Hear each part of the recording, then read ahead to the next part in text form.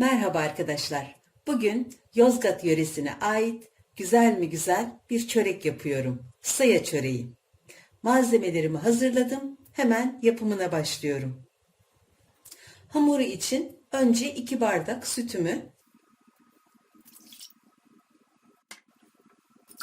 kabıma aldım. Şimdi de 1 bardak yoğurt var burada. Onu da ekledim. 1 tatlı kaşığı tuz, 1 paket kabartma tozu. Burada da 6 bardak un var. Şimdi önce bunları bir karıştırıyorum. Şimdi de unumu ekliyorum.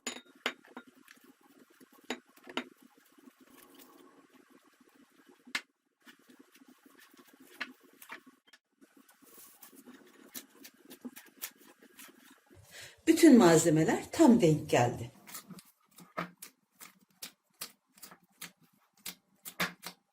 Hamuru bu şekilde en az 5 dakika yoğuruyorum. Hamurumu iyice yoğurdum. Ele yapışan yumuşak bir hamur elde ettim. Şimdi tezgahımın üzerine alıyorum.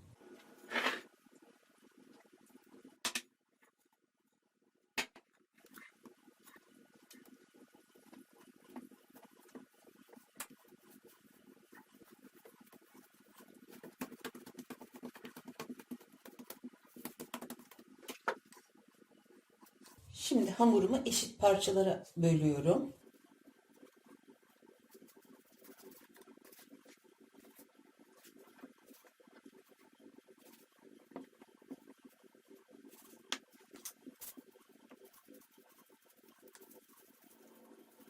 Hazırladığım bezeleri un serptiğim bir tepsiye alıyorum.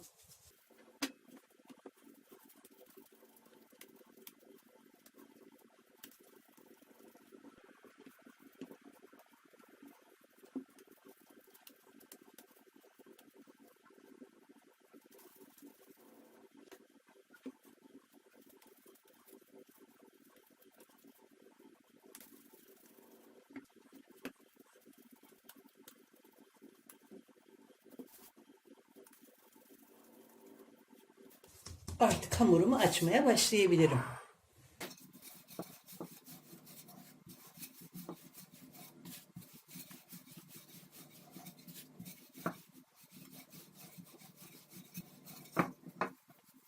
Şöyle servis tabağı büyüklüğünde hamurlar açmaya çalışacağım.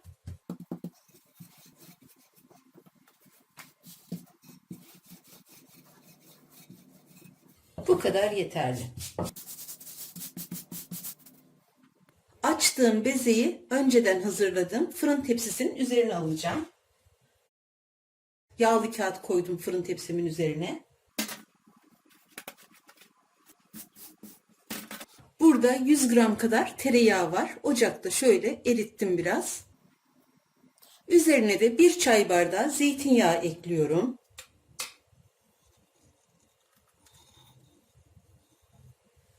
Bu yağdan hamurumun üzerine şöyle 2 yemek kaşığı kadar gezdiriyorum.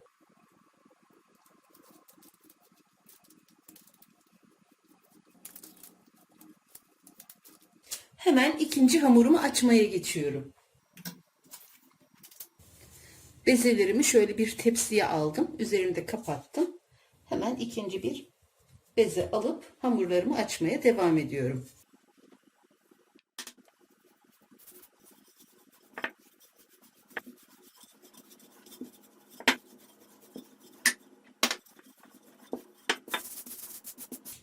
Hemen bunu da açtığım diğer hamurun üzerine koyuyorum.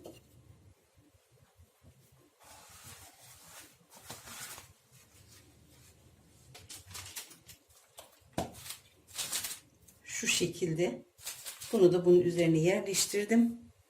Bunun da üzerine 2 yemek kaşığı kadar yağ gezdiriyorum.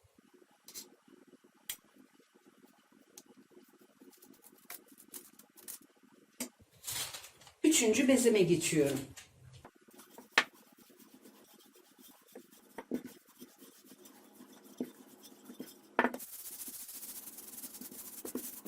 Bu bezemi de diğer bezelerimin üzerine yerleştiriyorum.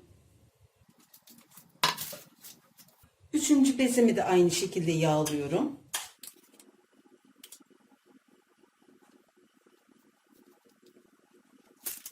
Dördüncü bezimi açıyorum.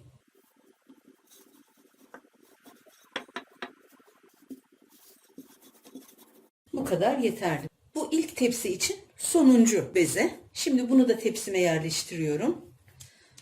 Dördüncü bezeyi de tepsimin üzerine yerleştirdim. Bu kata yağ sürmüyorum. Şimdi diğer bezelerimle bir tepsi daha açmaya çalışacağım. Onlarda da aynı işlemi yapıyorum.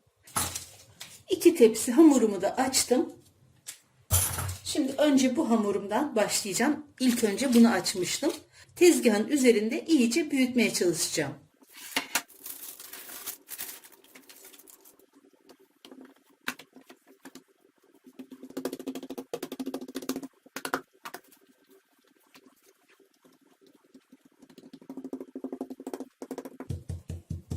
Elimle böyle çekiştire çekiştire iyice büyüttükten sonra şimdi tekrar bu en üst kata yağ gezdireceğim.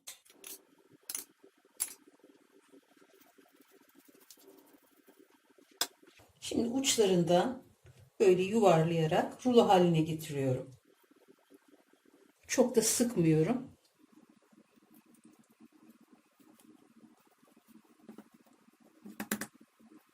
Şöyle biraz yere vurarak büyütüyorum. Uçlarından böyle yuvarlayarak büyük bir gül böreği haline getiriyorum.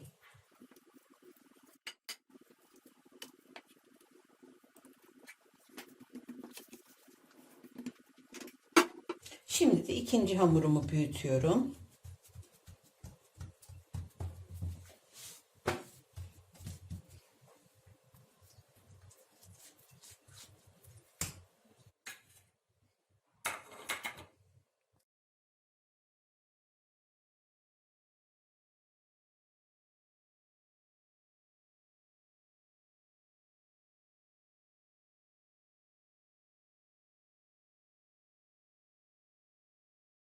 Çöreklerimin üzerini böyle streç filmle kapattım. Şimdi bunları buzdolabına koyacağım. En az 1 saat buzdolabında bekleyecek. 1 saatten sonra tekrar çörekleri açmaya çalışacağım. Buzdolabında iyice dinlendirdiğim hamurlarımı aldım.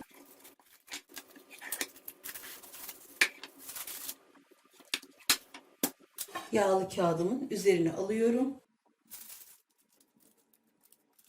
Elimle açıyorum.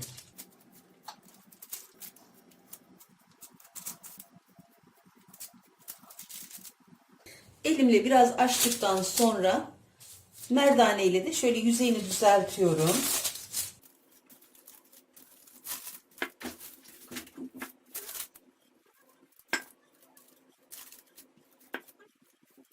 Bu kadar yeterli. Üzerine yumurta sarısı sürüyorum. Yumurta sarısının içine birkaç damla sirke ekledim. Yumurta kokmasın diye.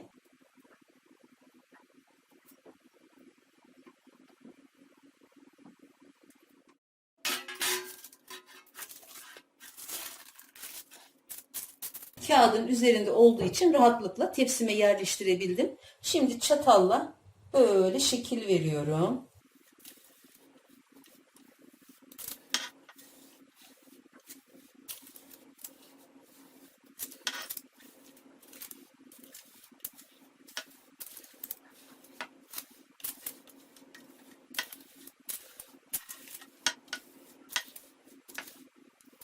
Şimdi önceden ısıttığım 180 derece fırına veriyorum.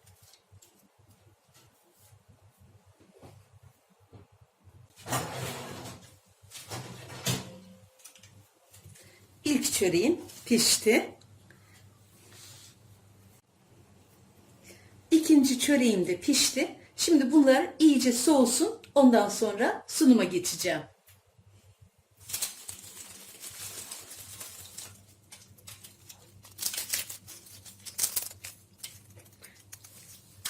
Çıtır çıtır, içi yumuşacık, Çok güzel, çok harika bir çörek. İster sabah kahvaltılarında, ister çay saatlerinizde rahatlıkla yapıp tüketebileceğiniz harika bir tarif. Mutlaka deneyin derim.